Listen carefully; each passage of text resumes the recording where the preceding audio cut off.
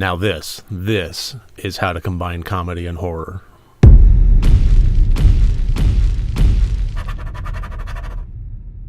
Hello and welcome to Rotted Review of the Day, and today I am taking a look at the 2014 movie What We Do in the Shadows. Now, front and center, this is at its heart a comedy movie. If you are looking for a horror film that is scary and has a couple of laughs thrown in, this is not the one to watch. This is comedy forward, but it is based on horror tropes and vampire lore. And one of the things that I really loved about this one is how it treats the horror aspect of it with reverence. And ultimately, it came through as a genuinely fun, great movie. But to get into more details than that, let's get into the categories. As always, 4 different categories, each one worth up to 25 points for a total possible score of 100 points.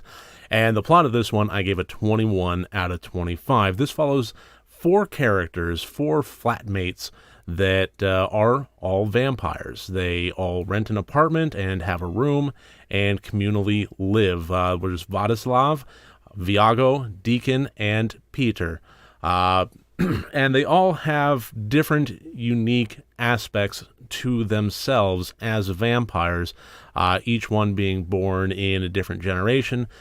Peter being the oldest and at about 8,000 years old and taking on the form of a Nosferatu type vampire. Deacon having, kind of the younger bad boy-esque thing going there.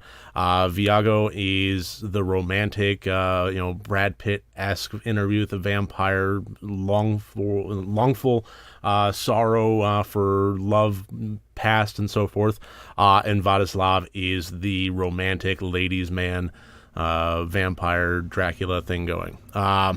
And the great thing about this movie is this takes the horror element of vampires and it puts it in its natural state, and then it puts it through the lens of normalcy, just day-to-day minutia. And by doing so, it highlights the absurdity of the vampire aspect without playing to the audience or telling an outright joke. There's nobody there with a spinning bow tie saying waka waka.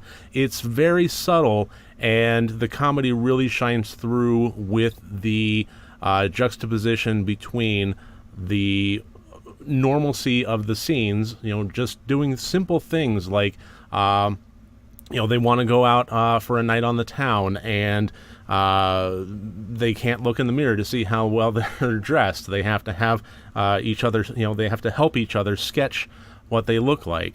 Little things like that, vacuuming the house. They can fly, so, get the upper landings fairly easily. So, the pros and cons of just living as a vampire. And the basic premise of the movie is it's a mockumentary. There's a documentary crew that has been promised safety and wears crucifixes to protect themselves, but they're basically just following these 4 characters around, living their lives, being vampires. And midway through, they take on a new vampire that gets turned about 2 months prior. And, he's transitioning and dealing with the whole difference of life and the struggles within. And towed along with him is his human friend that, he had prior to turning, his human friend Stu, who is an IT guy and ordinarily would not be a welcome aspect to the household. However, he is somehow embraced, and they love Stu. And he shows them, things like, the internet and watching sunrises on it and so forth. And it just provides a really interesting kind of funny character aspect as the documentary goes on, until it finally peaks at a annual ball that they are preparing to attend. And that is kind of a assembly of all different manner of post-mortem folk, zombies, vampires, and what have you. There was an ungodly amount of footage that was filmed, and apparently it took about a year to edit and parse it down to an hour and 26 minutes.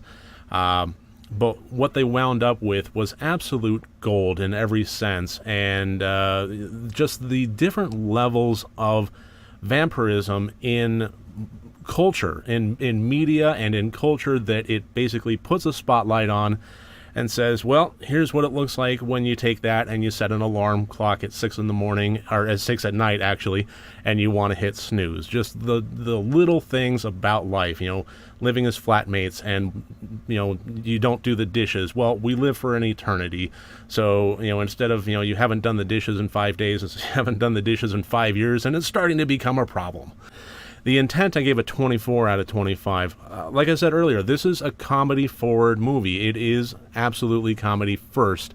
And in doing so, I laughed throughout the entire film in one way or another, either through the absolute bone-dry humor or the outright visual spectacles and over-the-topness that they go through.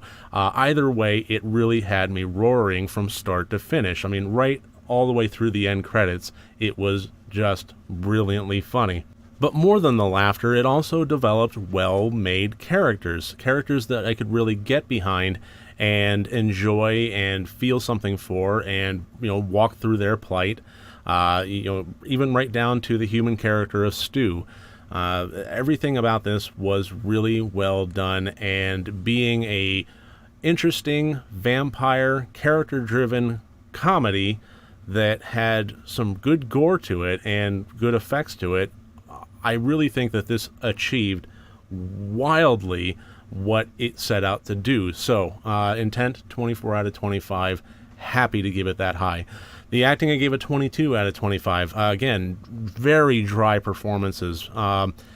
Every person had their own character, and every character had their unique personality traits, and they really didn't break away from that a whole lot. There wasn't a ton of range, but even so, everybody performed at absolutely 100%. The characters that they had, they did marvelously well, and everything about it felt good, felt natural.